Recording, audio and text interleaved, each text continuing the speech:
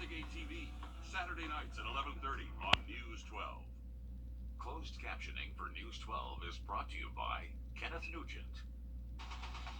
From the station that's on your side, this is News 12, First at 5. A courthouse packed to the doors in New Ellington this week, but some voices were missed in their biggest decision yet. And the SC Abortion Committee meeting today, but they are not going to listen to your testimony. They'll be listening instead to only themselves. We're told by neighbors the city just approved to build more than 200 homes on the site of an old golf course, but no one is celebrating yet. Our Claire Allen was in New Ellington today to find out why. The New Ellington City Council voted on the final reading to turn this piece of land into a new subdivision that will be over 200 homes. Some who live nearby say they feel that this project would only add to their problems. The developer Great Southern Homes plans to turn the old New Ellington golf course into around 220 new homes, priced around $275,000. People who live nearby the future project say they already deal with infrastructure issues on a weekly basis. From water main breaks to sewer problems, neighbors feel this new subdivision will make matters worse before they can get better. We have water outages at least every 2 weeks. I mentioned the sewer system earlier. That's been broken since the 90s. Pipes break all the time. The water mains break all the time. We've had 3 in the last 2 weeks. Residents say before the new homes can come, the old problems should be fixed. Coming up at News 12 at 6 o'clock, I will talk to the city administrator who says before construction can start, there are still a few hurdles to overcome. In New Ellington, Claire Allen, on your side. Thanks for that, Claire, braving the heat today, and it does feel really hot outside this week. As our meteorologists keep an eye on the temperatures. First Alert Chief Meteorologist Riley Hale, what a difference a week makes. I know it. We were in the 80s all last week, and now we're hitting 90s this afternoon, feeling like close to 100 across many spots this afternoon. We haven't seen much in the way of rainfall. We had a quick little shower in Augusta earlier this morning, but we've been mostly dry this afternoon. But look off towards our west. We are tracking a good coverage of showers and thunderstorms around metro Atlanta and south of Atlanta. Those are moving eastward into this evening, so going to be heading our way as we head towards sunset, possibly even lingering up until around midnight. Currently here in Augusta, Aiken, anywhere in Columbia County, we're dry and should stay dry over the next couple of hours. So if you have any plans to be outside through at least around 7, 8 o'clock, we should remain dry here in Augusta. But we are tracking some rain in places like Swainsboro, Millen, Sylvania. You have some rain pushing your way as well. So this is gradually moving off towards the east. So Allendale, you're going to be next in line for that. Look out of our Beach Island camera, we do have that cloud cover starting to move in, so not quite as sunny as what it was just about an hour ago. But just keep that rain gear close by into this evening, early tonight. Have a look at your Wednesday forecast in just about 10 minutes. All right, thanks for that, Riley. The panel of lawmakers laying the groundwork for a change to South Carolina's abortion law, now recommending the procedure not be allowed in cases of rape and incest. That's among the proposals to a bill that would just about outlaw abortions, except in very limited circumstances. Our State House reporter Mary Green explains what else they're recommending. Many of the 12 members of this House Ad Hoc Committee on Abortion echoed the same sentiments today, saying their new recommendations on a change to state law are not the final legislation, but a starting point for further discussion and debate. All preborn lives matter in this bill, and all innocent lives are protected regardless of the circumstances of conception or disability. The committee, made up of 8 Republicans and 4 Democrats, voted 9-3 to recommend these changes to South Carolina's abortion law to another panel of lawmakers. Among them is a ban on abortions with no exceptions in cases of rape, incest, or fetal anomalies.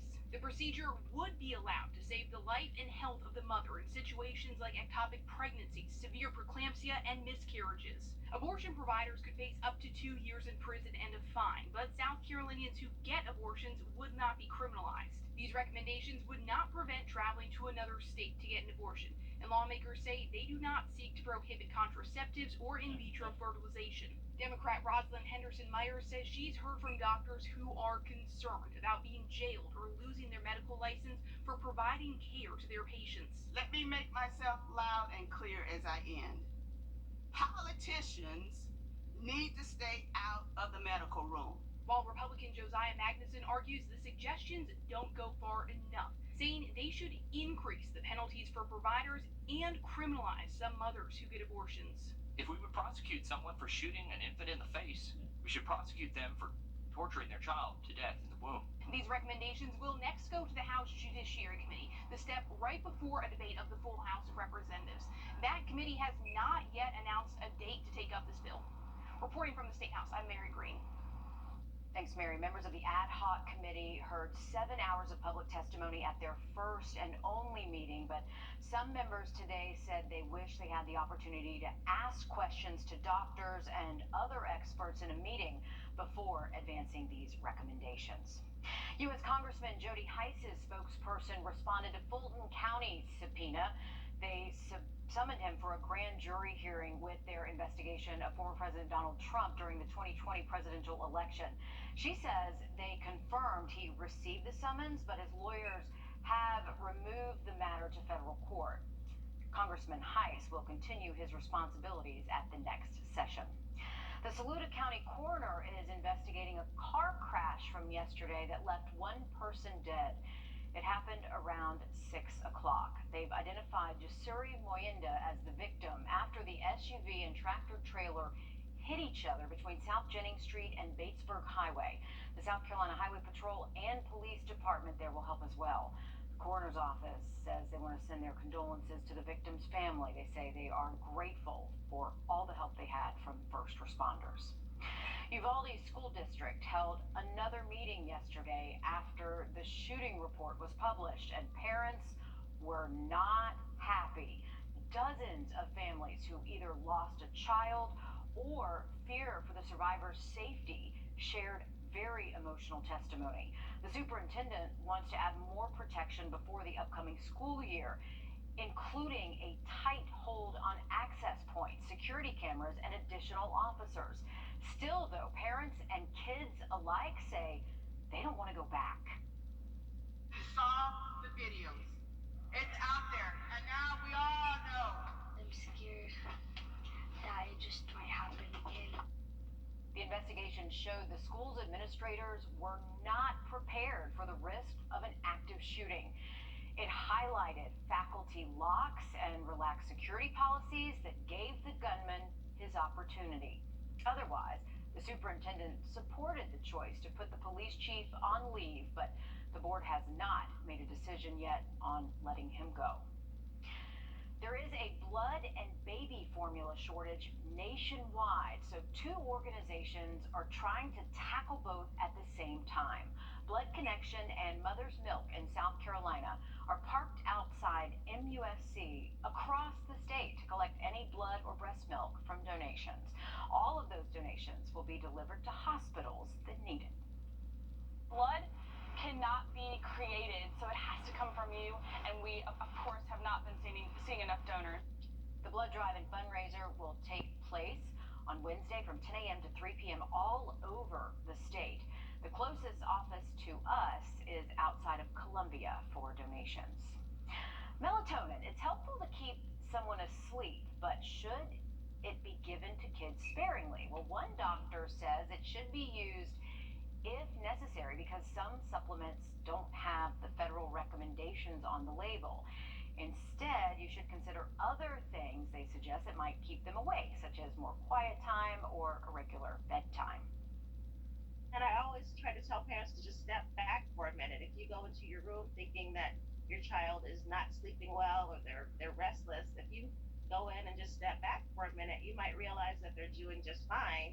But if you rush in and try to do something right away, then you're actually adding to the interruption in the sleep cycle instead of helping. According to the Sleep Foundation, using it should be short-term and in small doses. Using it for certain health issues like insomnia are better to help to put your kids to bed, experts say. All right, the Columbia County Performing Arts Center is teaming up with Nederlander National Markets to bring Broadway to the state. Their season includes Annie, My Fair Lady, Jesus Christ Superstar, and the Book of Mormon. The Little Orphan Girl will be here in October, so if you're interested in subscribing early to season tickets, maybe purchasing individual tickets, you can visit their website at thecenterofc.org.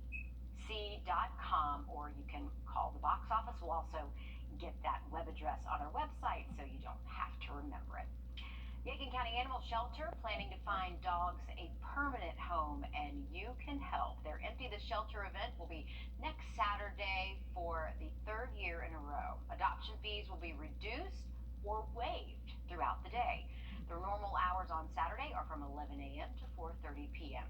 The animal shelter and FOTUS, or Friends of the Animal Shelter, work together to promote animal welfare, owner responsibility, and of course to eliminate putting animals down if they can, to find a good home. So yes, when you adopt, you truly save lives. All right, take a look at this. The Master's Table Soup Kitchen just got a new grill, and they've never had one before, so this is a big deal for them. The manager says this one is worth about $1,800, and someone just decided to donate it. They used it for the very first time at the beginning of the month for their 4th of July celebration, and everyone, they say, enjoy the taste of smoked ribs and hot dogs. They say it makes them happy, finally, to have a grill for their kitchen. It means a lot, especially being a chef and that I love to cook, and being able to have smoked food or grilled food off the grill is something that we would like to do. Oh, especially in the summer. I mean, can't you just smell it?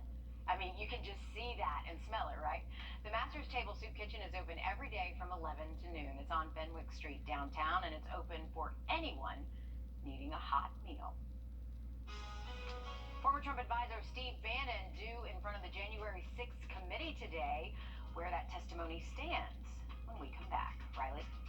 Well, it's been a mostly dry and hot afternoon for a lot of us here around Augusta, but we are tracking showers and storms to our west. We'll time out for you heading our way just after the break.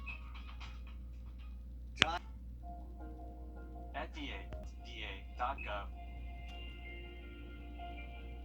Opening statements in former Trump advisor Steve Bannon's contempt of Congress trial kicks off today. Earlier, the judge denied Bannon's request for a 1-month delay after defense attorneys and prosecutors argued over what evidence could be introduced at trial. Skylar Henry is on Capitol Hill for us. Former Trump campaign head and strategist Steve Bannon chuckled as he entered a D.C. federal courthouse for day 2 of his contempt of Congress trial. Feel good today? I feel great. Bannon was indicted after refusing to cooperate with a subpoena from the House January 6th committee. Both sides finalized a jury of 12 people and 2 alternates before opening statements started Tuesday afternoon. But attorneys spent the first half of the day arguing over whether letters sent between the committee and Bannon are admissible as evidence. Members of the House January 6th committee say they still haven't reached a decision on whether to subpoena former Vice President Mike Pence as they continue to collect evidence and prepare for more public hearings. Committee investigators had expected the U.S. Secret Service to possibly hand over alleged deleted text messages sent around the same time of the riot, but CBS News has learned the agency has turned over no new communications. The National Archives has now called on them to look into the missing text messages and to submit a report in 30 days. Another committee hearing Thursday will focus on the former president's actions as rioters violently stormed the Capitol. What we will lay out on Thursday is what was happening during those 187 minutes in the White House. At any point, he could have walked to the press room a couple feet away and called off the rioters. CBS News has learned former Deputy Press Secretary Sarah Matthews and former National Security Council member Matthew Pottinger will testify Thursday about what the former president was doing while the Capitol was under attack. Skylar Henry, CBS News, Capitol Hill.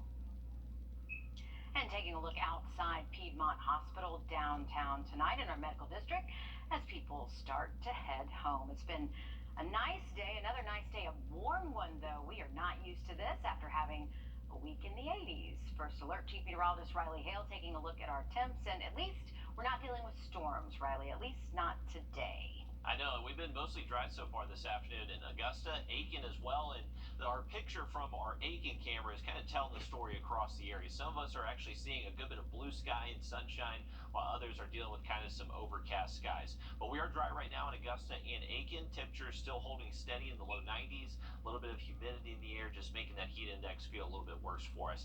Here's a look at those heat index values across the area. So places like Bamberg feeling like 100, 97 in Waynesboro, 93 is what it currently feels like here in Augusta. So technically not too bad. 92 in Daniel Field. Martinez, you are one of the warmer spots, currently feeling like 99. Here's a current look at Doppler Max radar. We do have some showers out there south of Augusta. These are trying to move off towards the east, so going to be crossing the Savannah River next, impacting counties like Allendale, Barnwell, and Bamberg. You could see some light rain from it as well. But Millen, you're currently seeing it, just moving off towards the east into Screven County. These showers and storms to our west. This is what's going to be moving eastward along I-20 and bringing us a spotty downpour as we get towards sunset, possibly even later tonight for us here in Augusta. And with the storms moving in from Atlanta, they are producing some severe weather. Cannot rule out that maybe an isolated storm does briefly produce a strong wind gust. Looks like the severe weather threat should be relatively low for a lot of us, though. But with these downpours, they are producing some torrential rain at times. This could trigger some isolated flooding alerts, mainly just for flood-prone areas across the area. So we're jumping ahead to around sunset. You can see those storms getting closer from the west. Those will be moving in as we get towards around midnight. So just a heads up, may not be our typical setup to where we actually could see some rain after sunset this evening. Into our Wednesday morning, kind of similar to today. We had a brief early morning shower here at Augusta. We cannot rule out maybe an isolated shower before lunchtime again on Wednesday. We'll wake up in the 70s as we heat up into the afternoon. We'll see the low 90s again. Feel like temperatures likely close to 100, and we'll likely be tracking a few more of those showers and thunderstorms again tomorrow afternoon. Here's a current look at Beach Island. You can see that cloud cover is kind of moving in from the south, but a nice view at the moment. 91 here in Augusta. Those northwest winds have been a little bit breezy at times, anywhere from 10 to 15 miles an hour. Evening plans will hold steady near 90 the next hour or so, but dropping into the 80s once we get closer to sunset. And eventually overnight tonight, we should bottom out to the mid to low 70s. And remember, those shower and storm chances will continue through around midnight tonight. Here's your day planner for tomorrow. An isolated to scattered morning shower can't be ruled out. And then if we do see a lot of rain before lunchtime tomorrow, that would limit our storm chances into the afternoon. So depending on when you see that rain tomorrow will really impact when that rain falls for your location. High temperatures staying in the 90s for the rest of the work week. Into the weekend, we do start to dry out, but getting hotter, 95 degrees both Saturday and Sunday. Stick with us. We'll have much more local news and weather just after the break. The Live ID. Finding every foster child their forever home. We continue our partnership with Grant Me Hope today by introducing you to a Georgia girl who wants to be a rapper or a vet.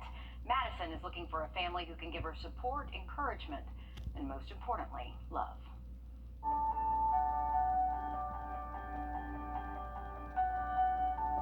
My name is Madison. I'm 15 years old. I like pets because they can't argue with you. They might bark a lot, but like you could actually vent to a dog, and I like doing that because they have opinions, but like you don't understand them, so you can get all your emotions out.